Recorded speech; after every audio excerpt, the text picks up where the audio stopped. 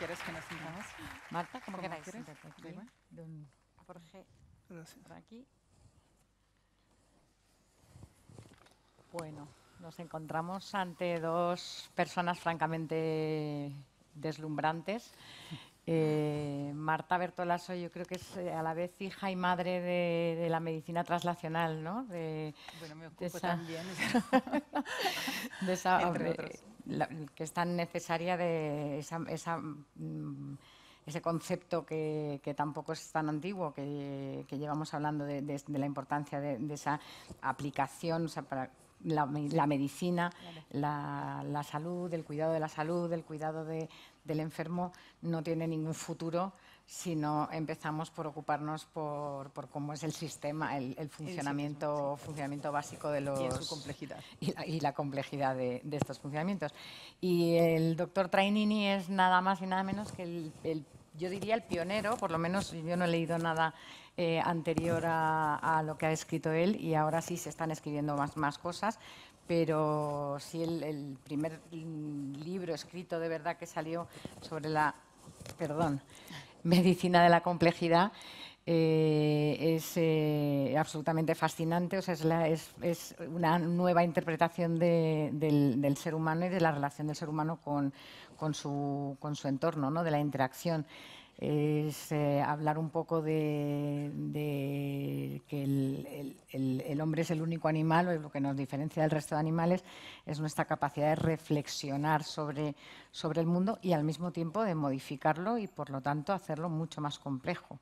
Entonces, con estas dos figuras de la ciencia, pues me gustaría que tuviéramos una pequeña conversación, pero sobre todo que deje de hablar yo y empecéis a hablar vosotros.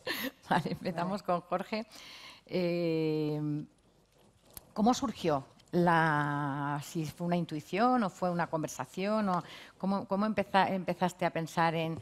no hay enfermedades sino enfermos, no hay enfermedades sino enfermos, no podemos hablar de un individuo si no hablamos del individuo dentro de su complejidad? ¿Cómo se te ocurrió hacer toda esta teoría de la medicina de la complejidad? En estos minutos que tenemos debemos dejar sentados conceptos claros y no indeterminados, equívocos. Y fundamentalmente, cuando uno habla de este tópico, debe entender que no somos estructuras físicas, sino que somos estructuras psíquicas en una materia física. Y creo que este es el gran dilema de las ciencias humanas, de las ciencias fácticas, porque nos encontramos ante una conciencia. Y empecé a pensar en esto cuando me di cuenta que la medicina no había salido de su esquema mecanicista, un sistema newtoniano, cartesiano, galileano, si se quiere, en el cual se manejó durante 3 siglos con causa-efecto y se sigue manejando todavía con causa-efecto. Ha incorporado algo que es la probabilidad, pero resumiendo, pudimos pasar de una medicina clásica, mecánica, pudimos pasar a una medicina de la probabilidad a través de un esfuerzo enorme y de un avance de todo el resto de la ciencia. Esto se impulsó fundamentalmente a través de la termodinámica con Boltzmann y a través también de ese enfrentamiento que hubo entre Boltzmann y Darwin en relación a la flecha del tiempo y a los procesos reversibles o irreversibles, y desemboca con una playa de ciencia que incluye la filosofía, incluye la sociología, incluye la psicología, no solamente a la mecánica cuántica, a la física cuántica, en la cual se introduce la aleatoriedad del universo Y se llega a un concepto de probabilidad, que ya había establecido eso, había sido establecido por Boltzmann hacia 1860 y que lo llevó al suicidio, porque se enfrentó con todo un paradigma difícil de romper sobre que los procesos físicos eran reversibles. Y se pasó a la probabilidad, pero la probabilidad no alcanza en las ciencias humanas. No, es decir, hay que llegar a la pregunta, ¿qué es el hombre? Que es lo que se preguntaba Kant. Y cuando uno se pregunta qué es el hombre es una conciencia. Es una conciencia y la existencia debe ser un acto moral. Y eso está dentro de una estructura física. Bien, nos hemos ocupado nosotros de las estructuras físicas y nos hemos ocupado de lo que puede, si colocamos en un platillo todo el universo, en el otro platillo lo que compensa eso es la conciencia humana que puede adjetivar al universo íntegro. Y entonces, terminando la medicina, eso motivó, bueno, toda una evolución de pensamiento y de desarrollo y de practicabilidad dentro de la medicina, porque hay que llevarlo al paciente, hay que llevarlo todos estos elementos de la complejidad, la singularidad del paciente. Y hoy la medicina está siendo concisos y contundentes, está en un problema epistemológico porque los procesos de sistematización de la medicina se han alejado de esa singularidad que tiene el paciente. Segundo, ha desconocido lo que es el factor humano que es inherente es decir, cada uno de nosotros, tanto en salud como en enfermedad, obedecemos una serie de procesos emocionales, psíquicos, cualitativos, que no toman en cuenta la medicina habitualmente. Y el tercer punto que es necesario evolucionar es la inflexión, es el entrelazamiento en el cual estamos insertos en todo el universo y en el cual ha colaborado, sí, en esto mucho todo lo que es lo cuántico, como por ejemplo el teorema de Bell. Concluyo. Bien. ¿Y cree que estamos a tiempo de llevar de introducir esa nueva medicina y ser capaces de alcanzar un concepto más holístico de lo que significa el ser humano? Tengo una experiencia bastante amplia en esto porque he tratado desde hace decenas de años insertar esto dentro de la práctica diaria. Me parece que se necesita cambiar los currículos de formación de las ciencias humanas, en lo cual el médico se ha alejado y uno nombra algo que parece que está estigmatizado, porque la filosofía que se fue estableciendo de pronto se estigmatizó en un punto que quedó aislada.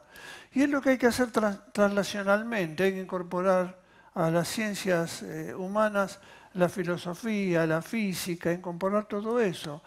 Y esto no es circunstancial que a partir del siglo XX se haya hecho una movilización de todas estas ciencias y la medicina ha permanecido al margen de toda esa evolución filosófica.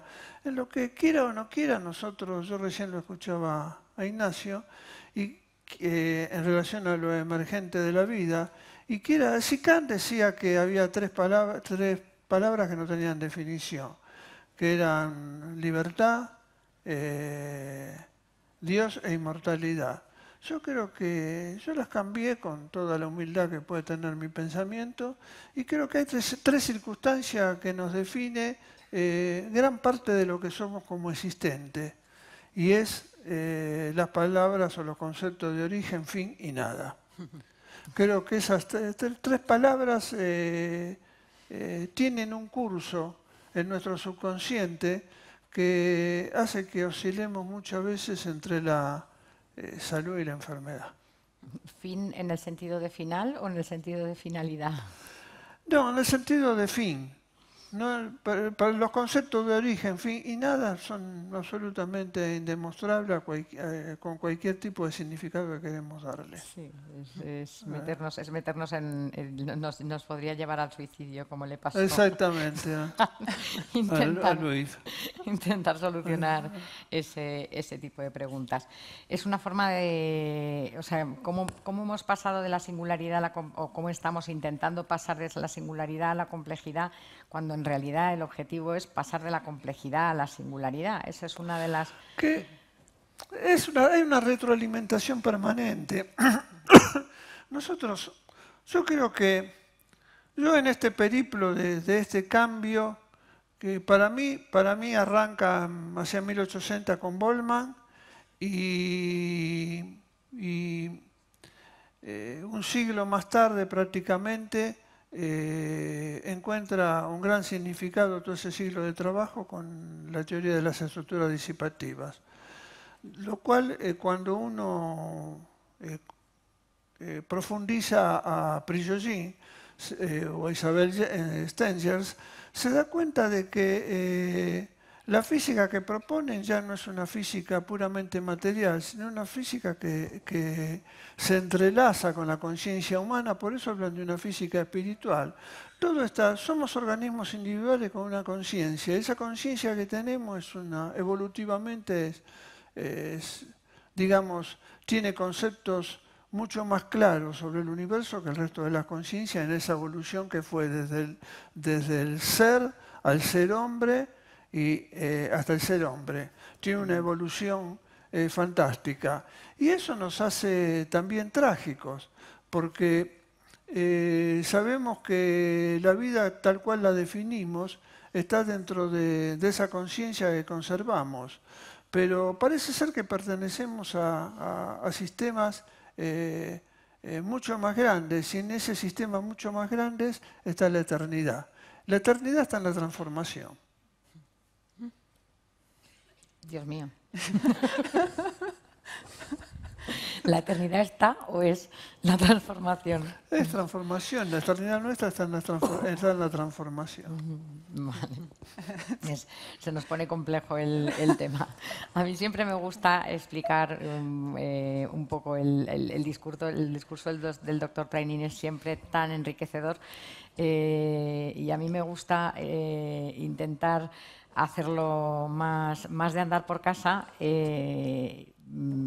y explicar un poquito cómo es mi punto de vista de la complejidad, o de la medicina de la complejidad, pensando en algo que no es medicina, ni es aparentemente complejidad. Es una cosa que, independientemente de a qué se dedique cada persona que están aquí, que hay médicos, físicos, matemáticos, o sea, personas que se dedican a cosas absolutamente diferentes, pero hay una cosa que todos, el 100% de los que estamos aquí, compartimos, que es, aparte de ser personas, es que pagamos el IVA. Entonces, en la medicina de la complejidad es un poco intentar expresarlo de esa forma. O sea, el IVA es un impuesto que no tiene nada que ver con esto, pero sí es el valor añadido. Y ahí es donde radica el poder de la complejidad. O sea, es intentar pensar que las meninas tienen el mismo valor que los pinceles, el óleo y el lienzo en el que están pintados. No, las meninas tienen mucho más valor que ese, es el valor añadido que le dio Velázquez, pero tiene mucho más valor que eso, es el valor de la persona que se traslada cada día o cada X días a ver el cuadro, la persona que mira el cuadro, las personas que lo observan, las moléculas de aire que están pasando en esos momentos, las emociones de las personas que lo observan, quienes lo estudian, quien viaja desde Oslo a Madrid para ver ese cuadro, ¿no? Pues evidentemente tiene un valor que va muchísimo más allá de lo que cuestan los pinceles, el lienzo y los óleos, ¿no? Ese es el valor que nosotros pretendemos, o que yo creo que la medicina de la complejidad intenta ofrecer a los que lo miramos desde fuera y con el respeto del desconocimiento. No sé, doctor Trainini, si esto puede ser un poco, simbolizar un poquito también el... Sí, simboliza, pero yo creo que la medicina, como el educador o el sacerdote, se enfrentan a una conciencia particular, y es la que tenemos enfrente en determinado momento. Y entonces ahí necesitamos todo el conocimiento necesario, no solamente conocimiento necesario, sino comprender el valor de la conciencia en los procesos de salud o enfermedad, sino saber que la integridad no pasa por el desorden físico del paciente solamente, sino que pasa por su psiquis, su entorno. El paciente responde de acuerdo a una concepción que nosotros debemos interpretarla, incluso debemos tener la facultad del lenguaje para poder entendernos con el paciente. Y esto que parece trivial no lo es, porque de pronto se pertenecen a espacios diferentes, a culturas diferentes, a formaciones diferentes, y es necesario esa horizontalidad con el paciente. Yo en esto tengo una anécdota fantástica, que vamos al principio de su pregunta que usted me hizo, y es que yo soy de base cardiocirujano y operábamos en un instituto importante 2 corazones por día, ¿no? Y durante años. Y un día me planté y dije, yo no puedo operar 2 corazones por día, yo me debo al paciente desde que se duerme hasta que se despierta. Y teniendo esa concepción de una inflexión, entrelazamiento con el paciente desde su hábitat, desde su entorno, desde su psiquis, es decir, empecé a ver que los resultados mejoraban espectacularmente. Cuando el enfermo me veía cuando se dormía en la sala de operaciones y cuando se despertaba en recuperación y sabía que yo estaba a su lado, era como el amigo, esa conciencia. Así que los factores emocionales, psíquicos, los factores ambientales, afectivos, juegan una importancia fundamental en el proceso de salud y enfermedad.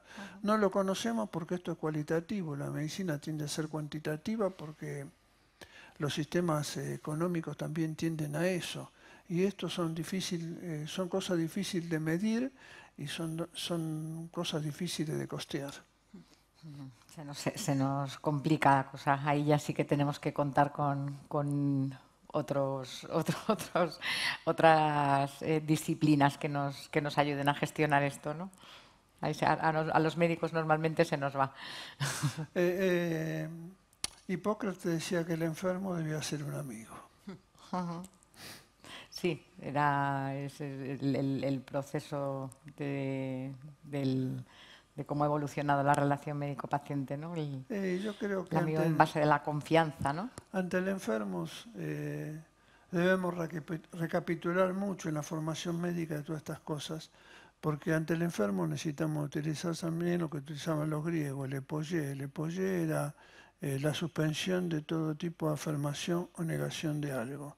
Es decir, debemos usar todo el conocimiento, pero tener ese minuto de reflexión, de no creer las cosas ni negativas ni positivas, sino suspensión del juicio para poder introducirnos en el paciente. No olvidemos que el paciente, sobre todo los pacientes cuando están con una dolencia importante, pasan por diferentes etapas. La primera etapa es ¿por qué me tocó a mí? Nos preguntamos todo. La segunda etapa es ¿no será un error de diagnóstico? La tercera etapa entramos en una esperanza. Pero después el enfermo se cae a medida que pasa el tiempo y entra en una especie de estado de desesperación.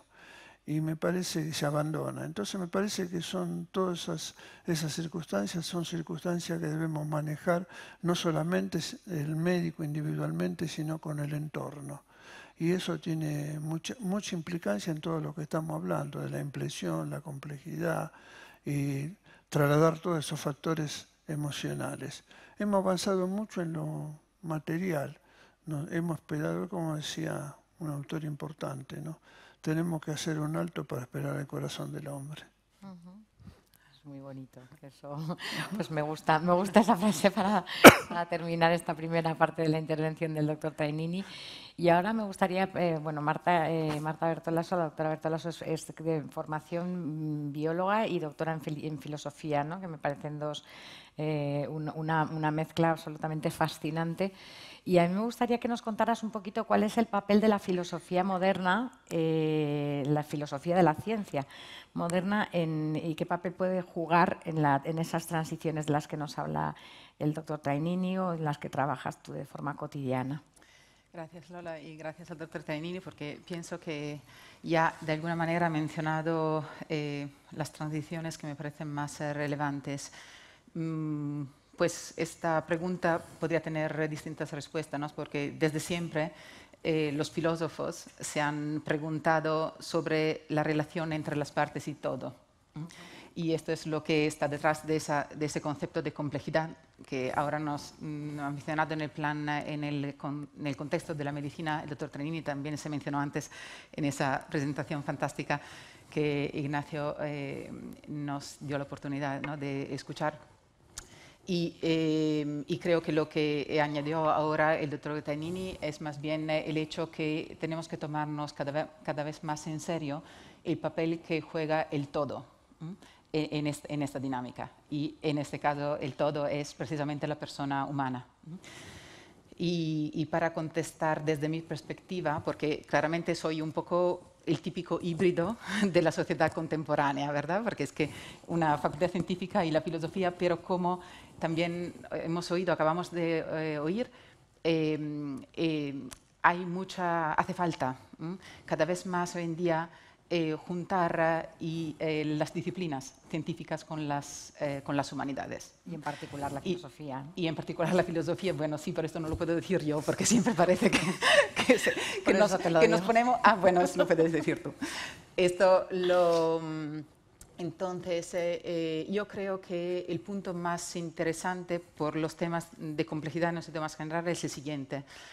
Hemos heredado de alguna manera una filosofía que no es la filosofía antigua, sino es una filosofía más moderna, que nos ha llevado a pensar en términos de interacciones entre cosas que en principio, por una física muy específica que también conocemos, ¿no?, son entre cosas que en principio son inertes. Entonces, las dinámicas que rigen esas interacciones son más bien dinámicas de causa y efecto, son dinámicas mecánicas. Y son lineares y pueden ser reversibles, en principio, por la matemática y la física que tienen detrás. Y en cambio, por la física del último siglo y otras ciencias de la complejidad que se mencionaban antes, ¿no?, ahora conocemos cada vez mejor, tenemos que razonar más bien en términos de relaciones.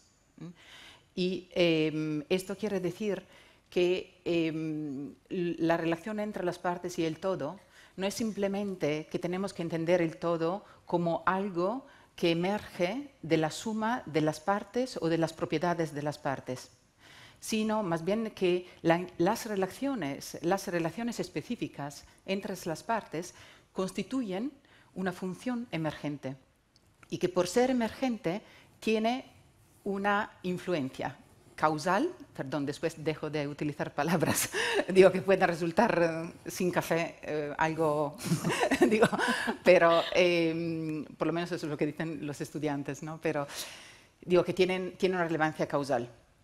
Esto quiere decir que tanto en las organizaciones sociales, todavía más, yo creo que el hombre y la medicina es paradigmático en ese sentido. Pero esto también se puede decir para las células en nuestros tejidos y se puede decir de las aves organizadas para producir ¿no?, lo que producen. Y esto tiene consecuencias muy importantes. Eso tiene consecuencias muy importantes porque quiere decir que las funciones específicas de las partes y las propiedades de las partes dependen de alguna forma del conjunto. Y bueno, si piensan no sé cuántos aquí, puedo preguntar, puedo utilizar ¿cuántas personas aquí están que trabajan en empresas? ¿En empresas? Sí. ¿Vale? ¿Y científicos? Vale, bueno, una minoría. Vale, entonces voy a utilizar más bien ejemplos de cuando se ha constituido un nivel de organización, Las personas funcionan dentro de ese nivel de organización por los patrones que rigen la lógica y la información que se genera dentro de ese nivel. Y por eso a veces es muy difícil mover personas de un nivel a otro. Lo mismo pasa en nuestro cuerpo y en las medicinas de las enfermedades crónicas o de las enfermedades complejas, por ejemplo el cáncer, que es el que conozco mejor, y que es lo que conozco mejor, pero también muchas enfermedades neurológicas, como por ejemplo el Alzheimer. Os pongo un ejemplo muy práctico de Alzheimer, ¿no? Cuando se intentó, llevamos trabajando en un proyecto empírico con personas enfermas de Alzheimer y médicos.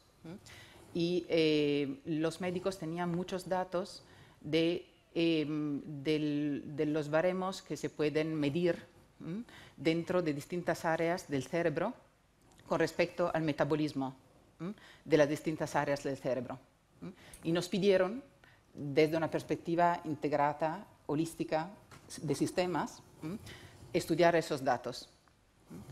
Y no hubo manera de predecir, de poder decir algo predictivo sobre la enfermedad de Alzheimer, mirando a los datos que teníamos, que eran muchos, de metabolismo de las distintas áreas del cerebro. Por neuroimagen funcional, o sea que tenéis... Todo, teníamos imágenes de ese tipo, pero también teníamos medidas de metabolismo, de producción, sí, sobre todo de producción, de distintas proteínas. O sea, teniendo toda una serie de datos de diferentes... Como una mapa de nuestro cerebro que está organizado por áreas funcionales, como sabemos, y teníamos datos de cada área. Pero ningún dato de estos era predictivo. Entonces, lo que decimos fue pues, que vamos a intentar mirar a estos mismos datos desde una perspectiva integrada y sistémica. Y miramos a las relaciones, a las proporciones entre datos, entre las distintas áreas.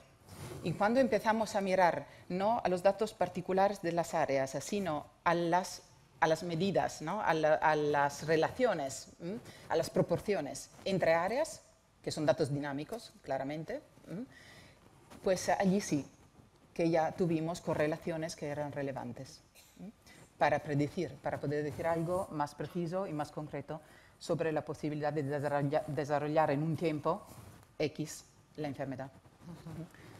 Tú me dices cuándo tengo que... predictivos, ¿no? Sí, sí, tranquila, estamos muy bien de tiempo. Que es la búsqueda de modelos predictivos a través de los diferentes, ¿no? Sobre todo mirando a las relaciones y no simplemente a los datos particulares. Ese es el punto. Y esto creo que mirar a las cosas desde una perspectiva de la complejidad y en ese sentido desde una perspectiva holística, de patrones de sistema, y no de valores particulares. Esto nos abre nos abre nuevas posibilidades.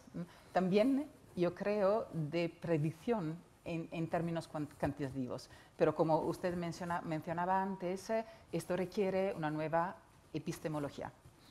Esto requiere una nueva manera de mirar a las cosas y también una nueva manera de medir a las cosas y desde luego, y sobre esto estoy súper de acuerdo con lo que se mencionaba antes, nuevas instituciones que sean capaces de llevar esto. Porque es claro que en los hospitales, a veces a nivel de gobiernos, no tenemos los instrumentos y en esto voy a decir algo que puede provocar, pero tú me paras, ¿vale? Digo, es que si es por provocar, difícilmente te voy a parar yo. No, yo creo que, uno de los problemas filosóficos, culturales, que tenemos por el mecanismo y el reduccionismo que he mencionado antes, es que a veces hacemos preguntas que son irrelevantes y no preguntamos lo que es más necesario, lo que sería más oportuno preguntar.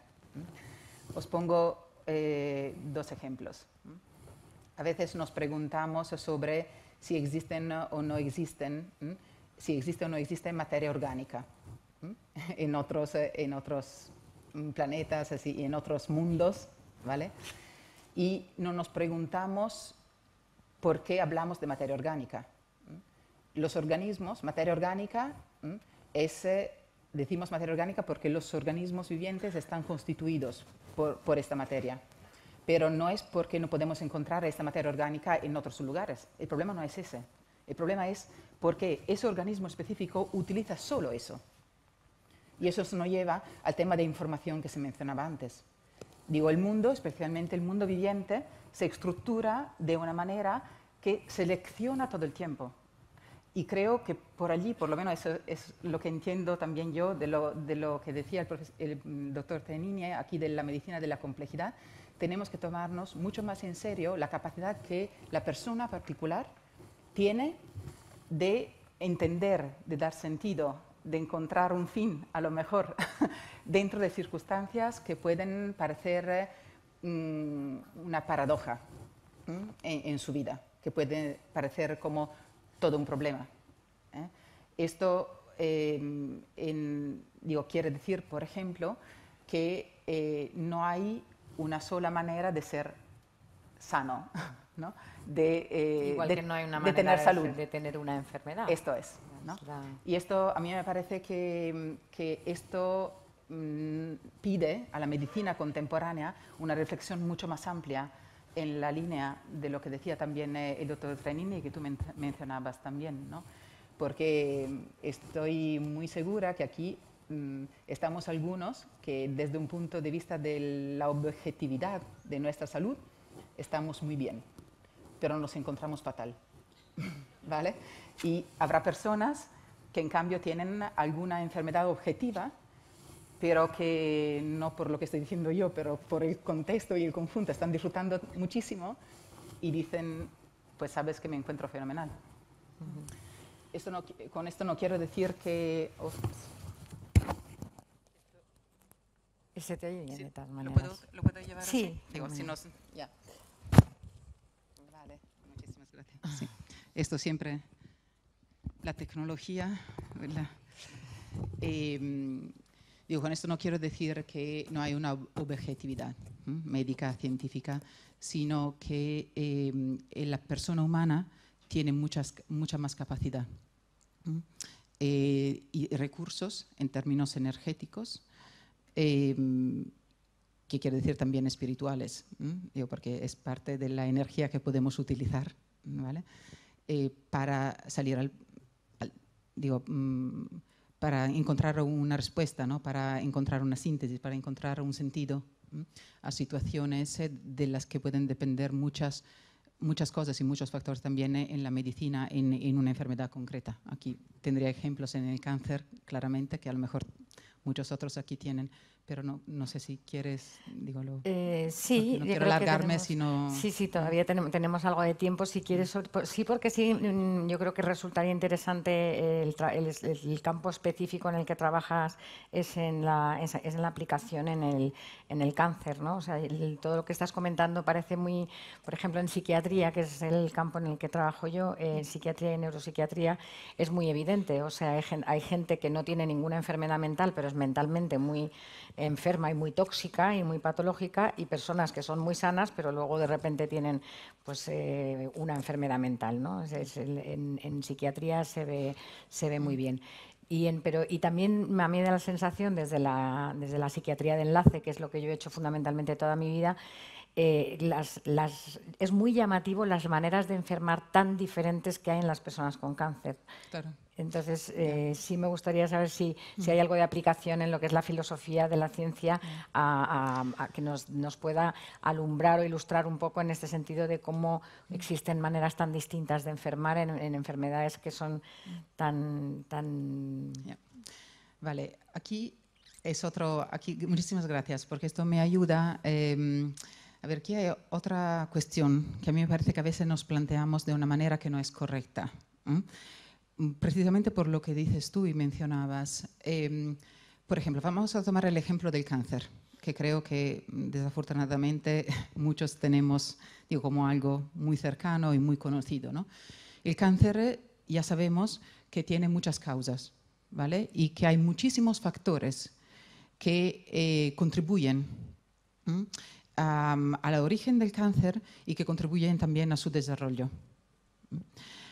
Y entonces, desde el punto de vista de la complejidad, esto quiere decir que hay una multiplicidad de causas. Y cuando utilizamos estas palabras de multiplicidad, pensamos enseguida en complejidad.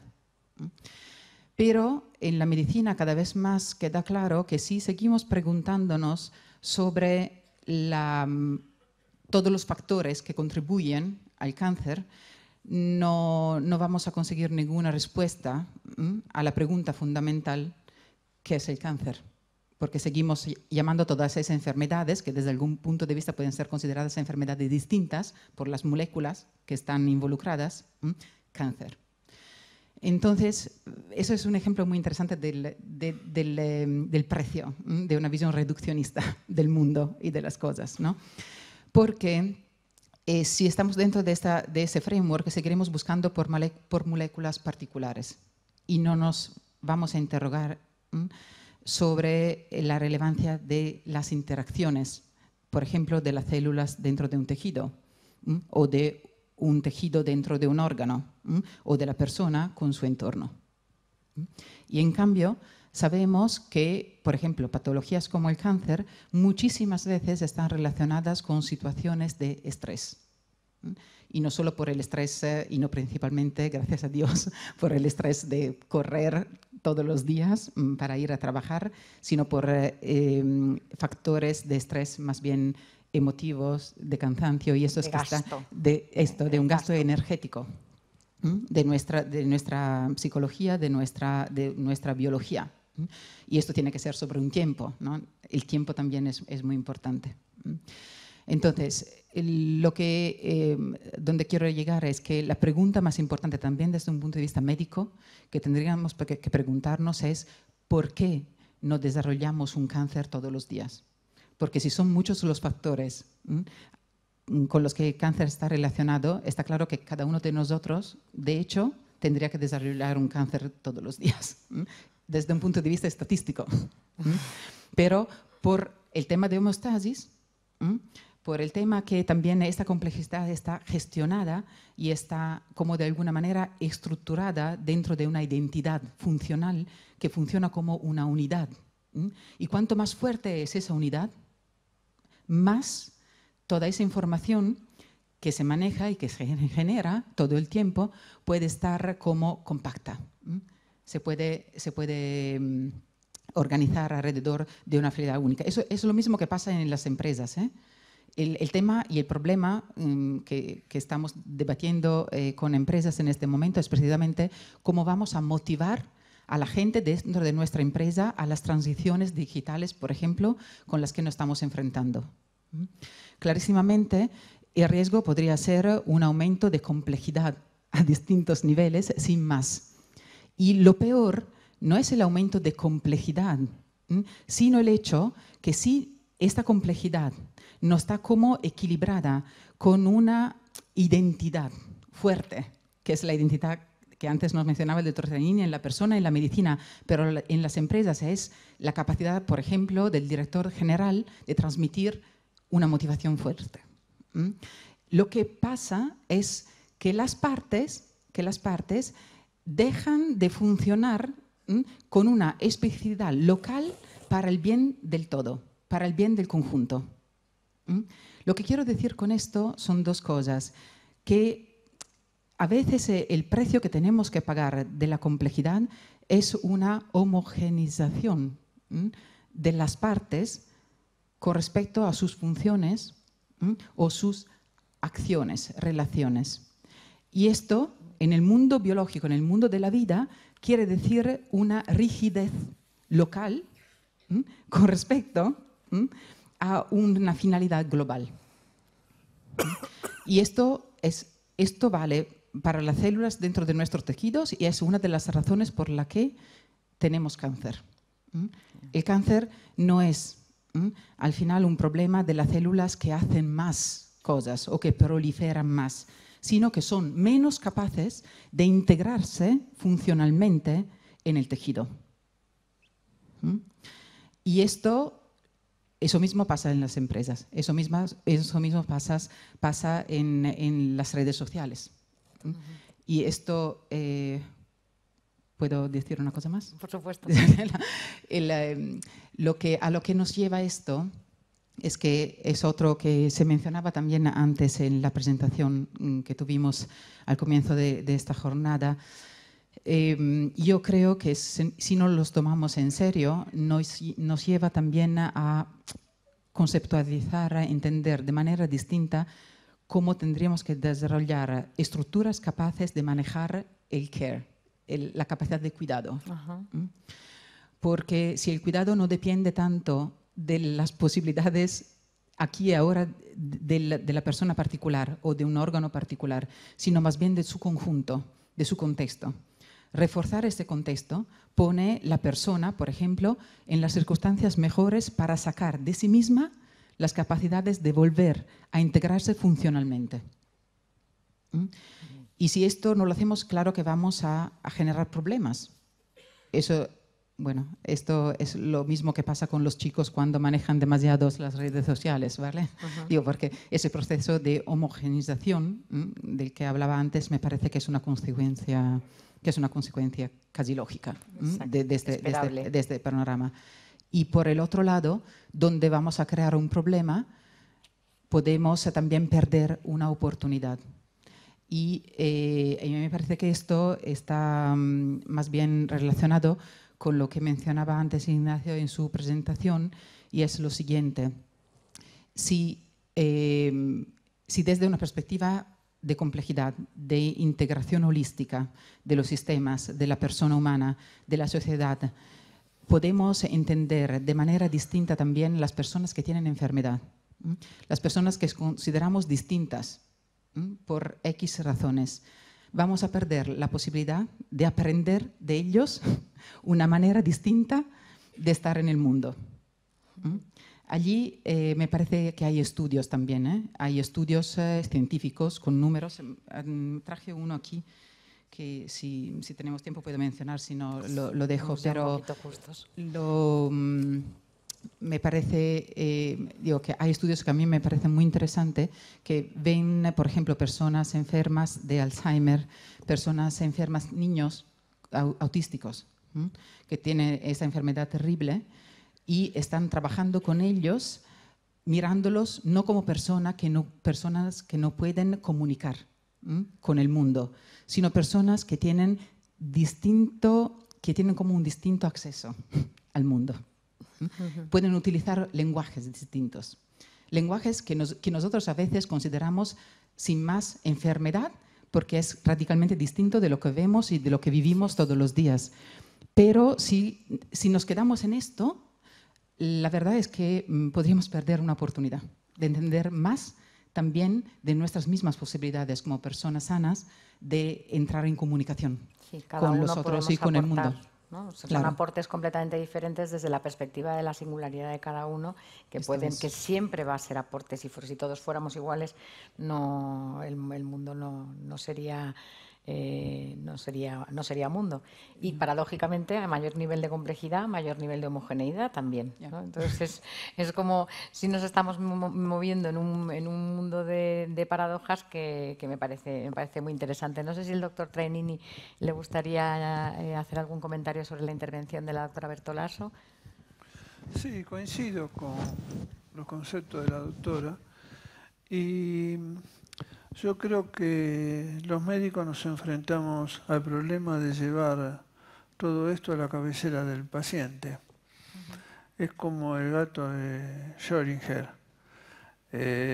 Solamente vamos a saber si el gato está vivo o muerto al abrir la caja.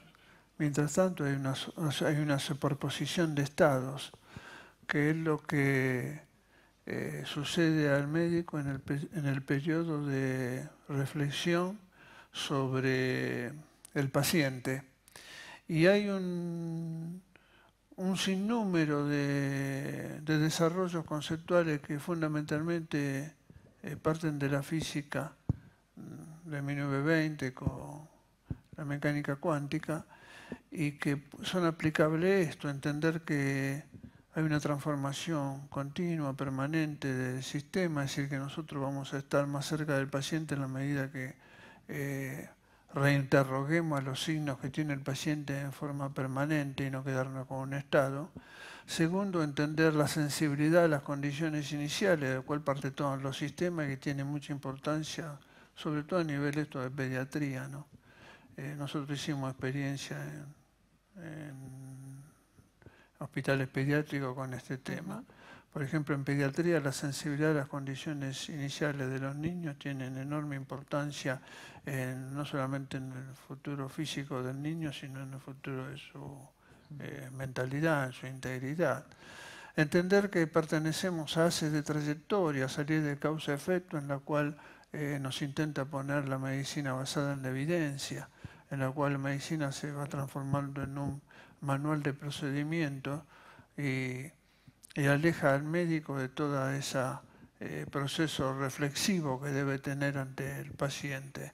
El principio de incertidumbre, saber que nosotros adjudicamos ante una variedad de factores, como recién mencionaba la doctora, nosotros de pronto adjudicamos a un factor el hecho, sin saber que el principio de incertidumbre nos impide saber realmente qué es lo que está pasando o a qué obedece ese mismo proceso. Los médicos somos muy proclives, ¿no?, a hacer un tiro de escopeta con la terapéutica. Nos llevamos muy mal, claro, manejamos muy mal la incertidumbre. Así es. Entonces, me parece que todos, saber el concepto del tiempo. El concepto del tiempo físico juega en la enfermedad un papel fundamental. Primero, en la enfermedad siempre encontramos 3 tiempos perdidos. El primer tiempo perdido es el de la enfermedad, hasta que se manifiesta. El segundo tiempo perdido es el del enfermo, que tiene que concurrir a la consulta. Y el tercer tiempo perdido es el del médico. Entonces, el tiempo juega en la enfermedad un valor fundamental. Lo mencionaba la doctora cuando mencionó el tiempo, el estrés. Yo tengo dentro de lo que he escrito un capítulo que es enfermedad del tiempo, que tiene que ver con esa situación, sobre todo en las grandes ciudades, en las cuales somos partículas que andamos... Somos como partículas que andamos colisionando con todo el resto en forma permanente y obviamente nos desviamos, nos destruimos, nos reorganizamos. Y a veces contra nosotros mismos. Exactamente. Es decir, y esa corrida contra el tiempo es la causa de desórdenes mayúsculos, pero no solamente psíquicos, sino produce descarga de neurotransmisores, descarga de catecolaminas, descargas de cortisol. Es decir, situaciones que la civilización con su avance de pronto es demasiado tecnológico y no está pensado reflexivamente a donde tenemos que llegar, que es a un humanismo. Exacto, que es a donde yo, y sí me gustaría con esto a lo mejor pues sacar unas pequeñas conclusiones sobre algunas notillas que he ido cogiendo. Y sí, efectivamente, o sea, la tecnología hay que saber utilizarla. O sea, hemos dicho que si algo caracteriza al ser humano es su capacidad de reflexionar sobre lo que hacemos en el mundo y sobre lo que significa el mundo. Una capacidad de reflexión que implica una capacidad de modificación. Una capacidad de modificación que está paradigmatizada, o no sabría qué palabra decir, en la tecnología y en cómo la tecnología puede al mismo tiempo cambiar y modificar lo que nosotros mismos estamos cambiando y modificando. Aquí me quedo con una frase muy importante que ha dicho el doctor Trainini, que me la he apuntado y me la voy a grabar, que es la existencia del hombre debe ser un acto moral. En este sentido, yo creo que cuando estemos manejando y trabajando sobre tecnología y sobre cómo modificar el mundo, tenemos que dirigirnos hacia esa idea que acaba de transmitir el doctor Trainini. Nuestra existencia aquí no tiene que ser un acto moral. Y voy a terminar, si me lo permiten, con una frase que me parece magistral, o sea, de estas frases que de repente lees y dices, y ves la luz, ¿no? Estas frases casi epifánicas que he leído en el primer libro del doctor Trainini, de la medicina basada en la complejidad. Vamos a intentar no frivolizar, porque ahora factor humano, se habla de factor humano y ya se ve hasta marcas de ropa que se llaman factor humano. No vayamos a frivolizar sobre lo que es el factor humano. El factor humano es lo más importante que tenemos. El factor humano es la conciencia. Y dice el doctor Trainini esta frase que a mí me dejó impactada, que es, y con esto termino, sin el factor humano individual y único como es la conciencia, la medicina no tiene destino ni el enfermo consuelo. Con esto agradecer la presencia a la doctora Bertolas, al doctor Trainini y su atención con nosotros. Muchas gracias.